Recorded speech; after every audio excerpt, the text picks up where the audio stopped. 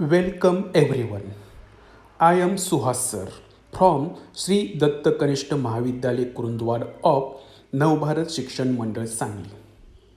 Dear students, today we are going to see in this video very interesting and meaningful poem from our syllabus. The name of the poem is Money, Paisa, written by the great poet William H. Davis. William H Davis या महान कवीने ही कविता लिहिलेली आहे. Students, there is no need to tell anyone how money is important in our life. आपल्या जीवनामध्ये पैसा किती महत्त्वाचा आहे हे सांगण्याची गरज नाही.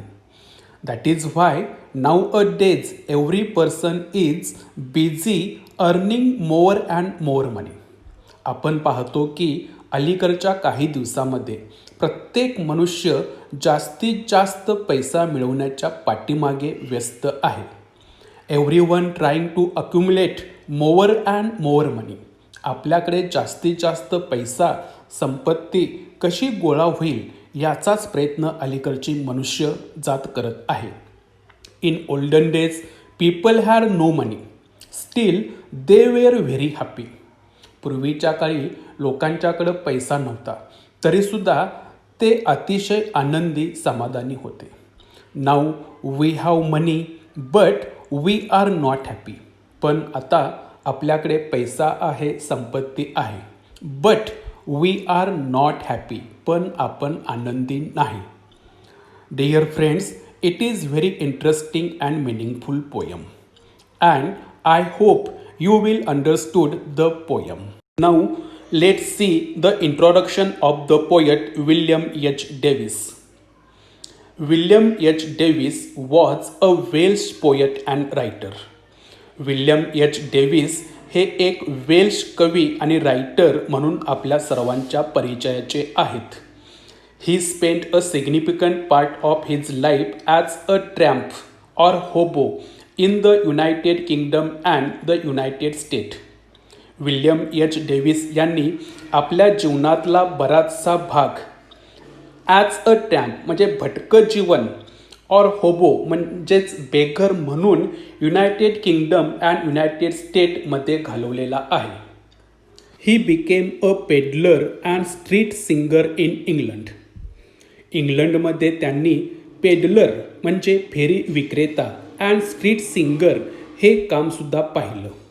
After several years of wandering life he published his first volume the soul's destroyer and other poems. बरेचसं वर्ष आयुष्यातील भटकं जीवन व्यतीत केल्यानंतर त्यांनी the soul's destroyer and other poems नावाचा पहिला कविता संग्रह प्रकाशित केला आणि ही कवितासुद्धा त्यांच्या the soul's destroyer and other poems या कविता संग्रहातून घेतलेली आहे. आता आपण या कवितेची थीम अभ्यासूया. The poem tells us about the rich man who wants to be a poor. एक श्रीमंत माणूस की ज्याला गरीब व्हायचं होतं. कशासाठी? To find the real happiness. Real happiness, खरा आनंद काय असतो हे शोधण्यासाठी एका श्रीमंत व्यक्तीला गरीब व्हायचं होतं हे या कवितेच्या माध्यमातून सांगितलेलं आहे. It is when we do not have मनी.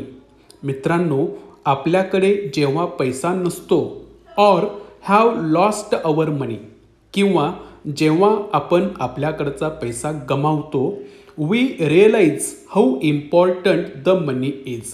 तेव्हा पैसा जीवनामध्ये किती महत्त्वाचा असतो हे आपल्याला कळतं. ॲट द एंड आणि कवितेच्या शेवटी द पोएट सेज दॅट, कवी असं सांगतो की now he doesn't have money. आता कवीकडं पैसा नाही, but he has true friends though they may be few. कवीचे अतिशय कमी मित्र आहेत पण ते खरे मित्र आहेत.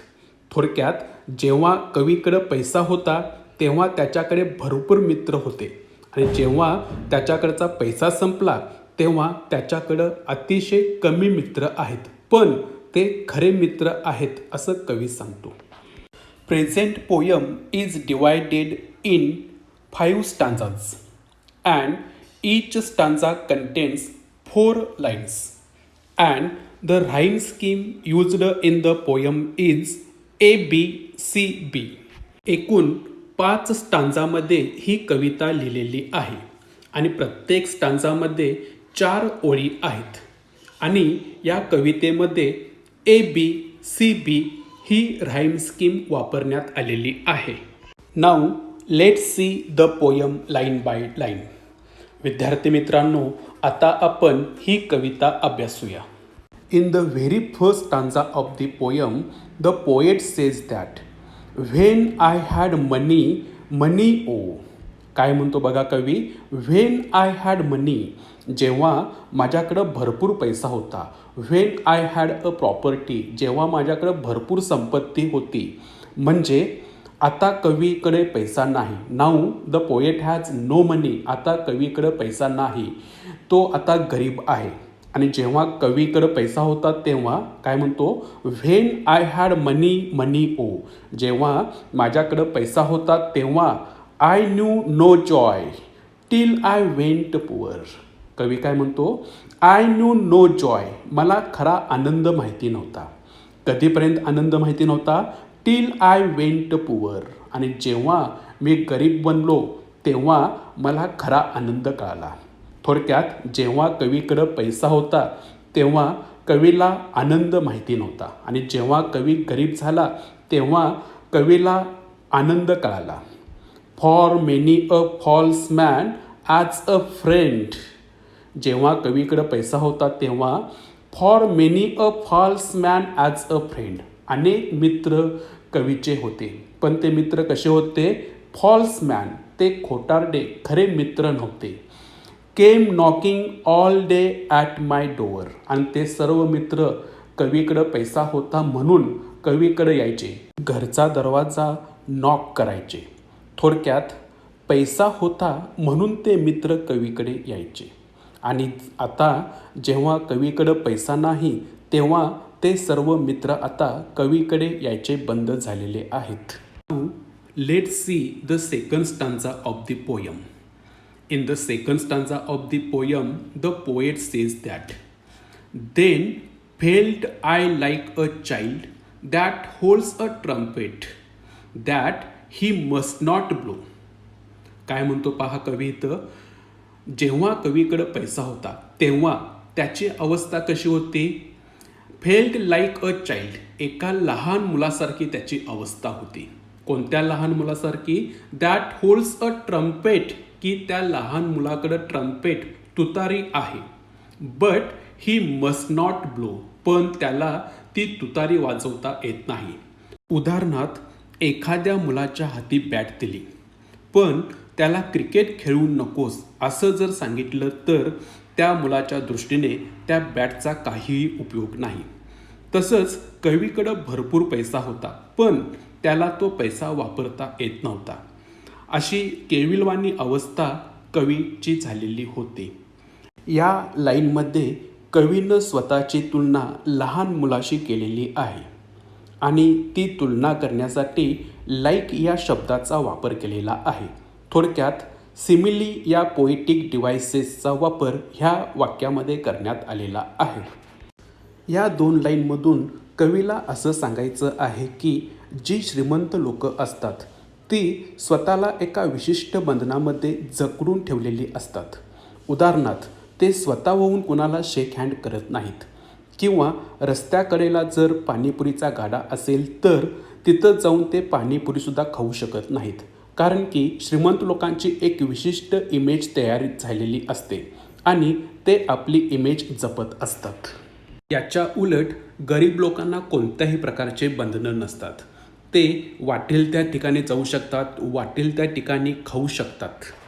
In the last 2 line of this stanza the poet says that because a man is dead I dared not speak to let this false world no.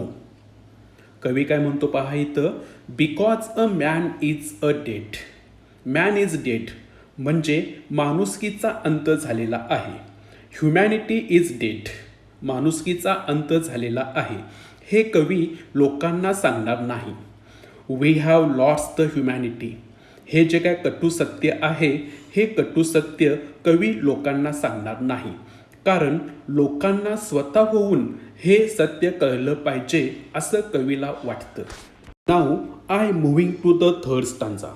In the third stanza the poet says that much have I thought of life and seen how poor men's hearts are ever light. कवी काय म्हणतो इथं पहा, much have I thought of life. कवी अतिशय गंभीरपणे जीवनाचा विचार करतो.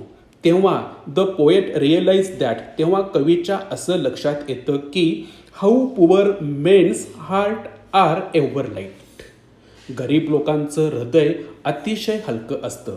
म्हणजे गरीब लोक कोणालाही आपल्या हृदयामध्ये सहजासहजी जागा देऊ शकतात. गरीब लोकांच्या हृदयामध्ये लोकांच्या विषयी प्रेम, माया, ममता, आपुलकी असते हे कवीच्या लक्षात येतं. There are a lot of love, affection, kindness in the heart of poor people. In the last two lines of this stanza, the poet says that, and how their wives do hum like bees about their work from morn till night. गरीब लोकांच्या wife's, पत्नी कशा असतात ते ह्या 2 लाईनमध्ये सांगितलेलं आहे. दे हम लाईक बीज. बीज मधमाशी. हम सिंग विथ क्लोज्ड लिप. गुणगुणणे. गरीब लोकांच्या बायका एखाद्या मधमाशासारख्या नेहमी गुणगुणत असतात, नेहमी कुरबुर किंवा तक्रार करत असतात. कोणती तक्रार करत असतात? About their work from morn till night. सकाळी उठल्यापासून रात्री झोपेपर्यंत त्यांना सतत कामामध्ये व्यस्त राहावं लागतं आणि तरीसुद्धा ते श्रीमंत होऊ शकत नाहीत, म्हणून त्या नेहमी तक्रार किंवा कुरबुर करत असतात. मित्रांनो, पुन्हा एकदा इथं कवीनं फिगर ऑफ स्पीच सिमिलीचा वापर केलेला आहे, कारण की गरीब लोकांच्या बायकांचं कंपॅरिझन कवीनं बीज मधमाशीशी केलेलं आहे, म्हणून इथं सिमिली हा पोएटिक डिव्हाइस कवीनं वापरलेला आहे. त्याचप्रमाणे हम हा शब्द जो आहे त्यामध्ये आवाज लपलेला आहे.